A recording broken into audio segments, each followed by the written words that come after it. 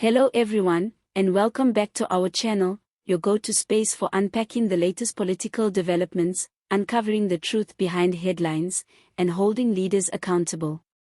If you're passionate about transparency, ethical leadership, and good governance, you're in the right place. Today, we're diving deep into a controversial incident that's reignited the debate on nepotism and public trust in South Africa.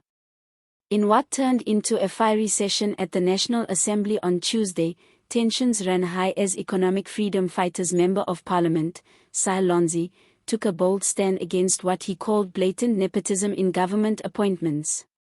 His remarks led to a dramatic ejection from Parliament after challenging the appointment of Msolisa Mantashe, the son of Mineral Resources and Energy Minister, Julius Mantashe, to a high-ranking position on the Sector Education and Training Authority, commonly known as the SETA board.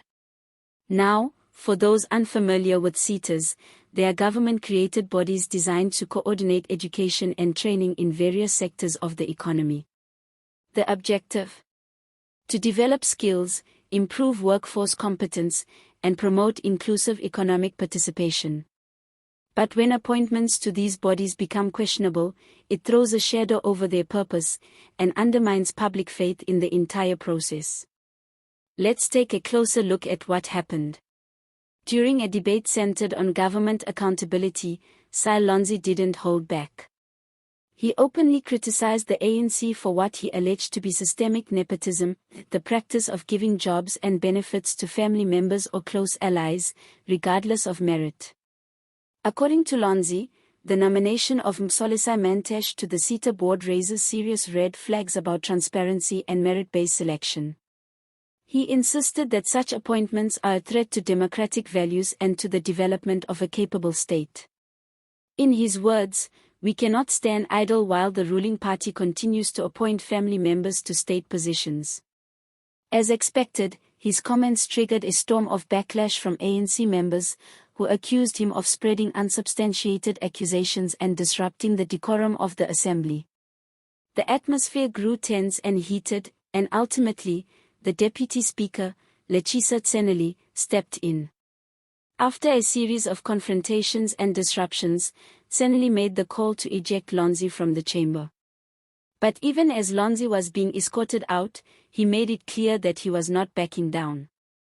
In a defiant tone, he reiterated his belief that it is Parliament's duty to challenge unethical behavior and protect democratic institutions from decay. "We will not be silenced," he declared, and this statement has since resonated widely on social media. The incident didn't just end with his ejection. It sparked a wave of debate both inside and outside the political arena. EFF members rallied behind Ramaphosa, arguing that the party's fight against corruption, cronyism, and nepotism remains unwavering. They emphasized the need for stronger oversight mechanisms in state appointments, particularly in agencies and boards that control millions of rands in public funding. Political analysts, commentators, and civic organizations have all weighed in. Some agree with Ramaphosa's concerns, suggesting that the ANC, which has long been accused of patronage politics, must take meaningful steps to restore public confidence in the state. Others argue that while political appointments are a norm in many democratic countries, South Africa's context, plagued by historical inequality and ongoing service delivery challenges, demands far higher standards of integrity and meritocracy. It's worth noting that this is not an isolated incident. Over the years, multiple cases have surfaced involving government officials accused of appointing friends, relatives, and party loyalists to key state positions, sometimes bypassing open competition and proper vetting processes. These practices have been linked to poor governance outcomes, lack of service delivery, and growing public disillusionment with political leadership. Supporters of Julius Mantashe, however, have pushed back. They claim that Msolisa Mantashe is qualified for the role and that his appointment is being unfairly politicized. They argue that it's common for people with political family backgrounds to serve in public institutions, as long as due process is followed. But here's the problem: even if the candidate is qualified, the mere perception of favoritism can damage public trust, especially in a country where inequality is rampant, unemployment is high, and young, capable professionals often struggle to access opportunities due to entrenched political networks. What's clear is that the lack of transparency in these processes has become a recurring concern. South Africans are asking critical questions: who oversees these appointments? Are independent panels involved? Is the public allowed to comment on nominees before final decisions are made? In the wake of this latest controversy, opposition parties and civil society groups have called for a comprehensive review of appointment policies to state institutions. Many are advocating for a codified framework that prioritizes merit, skills, and public input. Others are urging Parliament to pass stricter laws against nepotism and to introduce stronger conflict of interest rules for government ministers and their families. This incident has also exposed a deeper tension within Parliament itself. The role of opposition parties like the EFF is to hold the ruling party accountable, but when those efforts are met with disciplinary action, it raises questions about freedom of speech within democratic institutions. Is Parliament still a place where tough questions can be asked, or has it become an echo chamber where dissent is punished? Let's not forget, at the heart of this issue is the everyday South African citizen. Young graduates looking for work, communities waiting for basic services, and families struggling to make ends meet. They all depend on a government that functions fairly, efficiently, and ethically.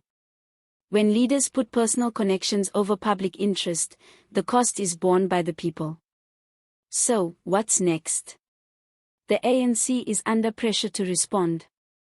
Calls are growing for them to clarify the circumstances surrounding Msolisai Mantash's appointment and to commit to reforms that prevent such controversies in the future. Meanwhile, the EFF is expected to keep up the pressure in Parliament, using this moment to reinforce its image as a watchdog of accountability. Whether or not this leads to meaningful change remains to be seen, but one thing is certain: the public is watching closely. If South Africa wants to move forward as a transparent, ethical democracy, the issue of nepotism must be confronted head-on, not just in speeches, but in law, policy, and action. That's all for today's deep dive. If you found this video informative, don't forget to like, subscribe, and share your thoughts in the comments below. Do you think Lonzi was right to challenge the appointment? Should family members of politicians be barred from serving in public positions? We'd love to hear your views.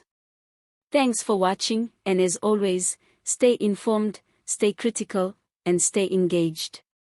See you next time.